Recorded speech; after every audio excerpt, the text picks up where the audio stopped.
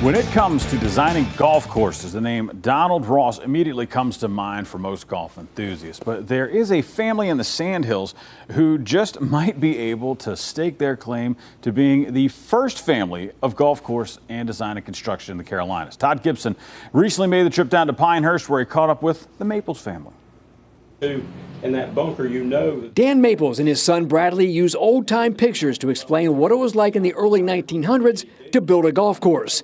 The Maples family has deep roots in the Sandhills golfing fiber, reaching all the way back to the 1860s. My grandfather, Frank Maples, he was Donald Ross's builder at Pinehurst, and he worked on pretty much all the Ross courses around the Moore County area, including Pinehurst number 2. Pinehurst number 2, Ross's gem, a course known around the world.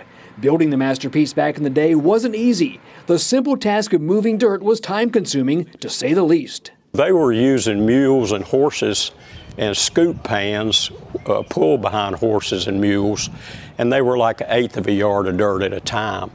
So my dad told me it took like weeks to build one green. Imagine the patience it took to get each and every hole just right. Ross came from Scotland, where the courses were built using the existing lay of the land.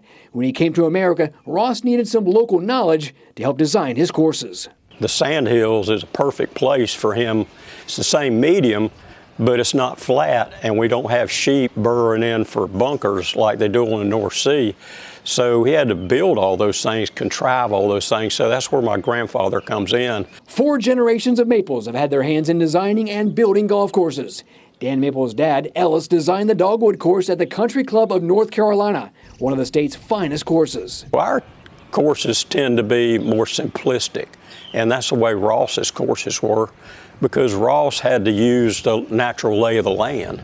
And that's what we do to this day. Donald Ross may be known as golf's greatest architect, but he had help along the way, thanks to a family from the Sandhills of North Carolina, still going strong in the business to this day. Yeah, absolutely. Pinehurst we're proud of it because it is truly where the roots started, you know, and it's still there today. That's building and designing golf courses for more than 120 years. That's impressive stuff. That's exactly what I was about to say. Yeah. Take the words out All of right. my mouth. Chris, thank you very much. We appreciate it.